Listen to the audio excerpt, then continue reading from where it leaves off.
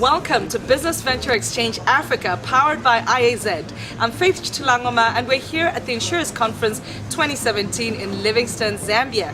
On the program right now, I have with me Mr. Ashish Desai, who is Consulting Actuary at Milliman in South Africa. He was one of the keynote speakers during this year's conference, and he was talking about the application of behavioral science in insurance. Hello, Mr. Desai, welcome to the program. Thank you. Right. Now tell us about the application of behavioral science and its importance in insurance. Well, maybe we should start with a definition of behavioral science. And it's essentially, in layman terms, the study of why people make decisions, decisions to purchase, to decisions not to purchase.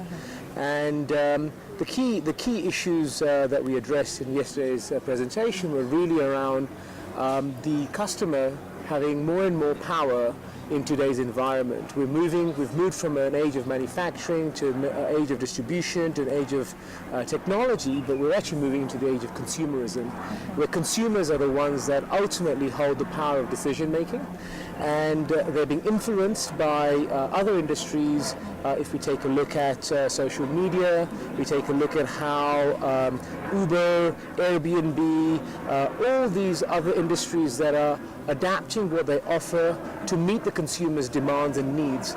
Those organizations and those industries are actually influencing how consumers want to interact with the insurance industry. So it's no longer about the insurance industry and the insurance company defining what it is that they want to sell to the consumer. It's about the consumer saying, hey, I have a really good experience with my Uber service or my Airbnb or whatever other provider it is. So they define the way they want to interact with insurance firms. So my presentation was really to try and address or awaken many of our industry leaders to begin to start thinking about what do they need to do to their business model and the business culture around addressing customers and customers' experience. For so long, insurance firms have been so introverted and focused on what products they want to sell, their distribution partners they want to sell through, their capital issues, etc. And all of those are very critical. But what I was suggesting yesterday was that we need to begin to put a filter, and the primary filter we need to put is how the customer expects to be served. And if we don't do that, we are at risk of becoming irrelevant in the lives of our consumers going forward.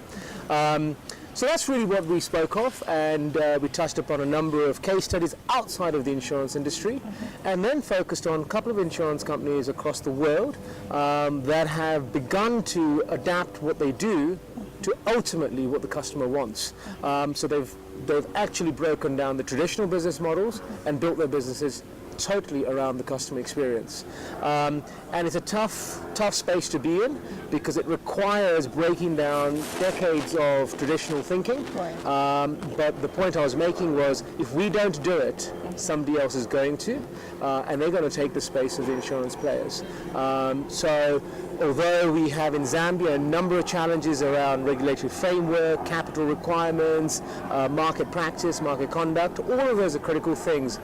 But my urge to the Zambian insurance fraternity, including the regulator, the Minister of Finance, the Insurance Association, etc., is to not forget, ultimately we're here to serve the customer, and the customer of tomorrow is more demanding than the customer of yesterday and today.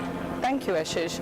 Now tell us, what is the science, or how do the insurance companies strike the balance between operating in a culture which is very community-based, Ubuntu, which is what drives and which is what manages our funerals and unexpected incidences such as those. The funeral and life insurance products are quite popular here in Zambia.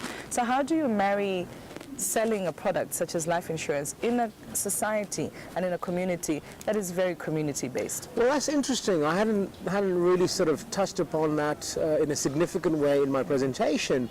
However, what's really important to note is that, think about today's consumer. They're willing to take a decision based on 5,000 thumbs ups.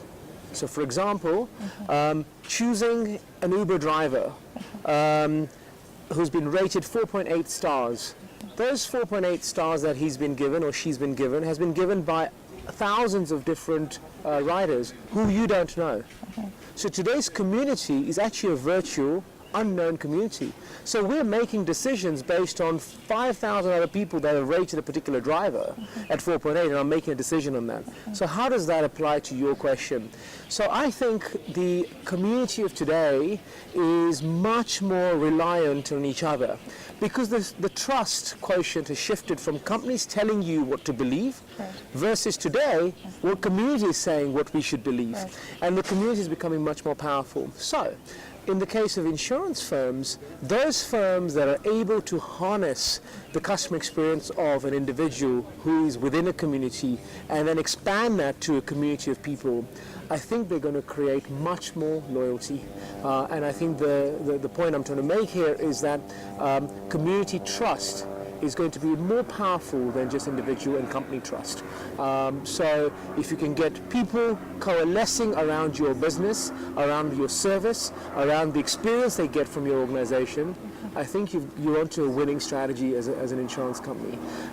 So that requires breaking down how we do things traditionally.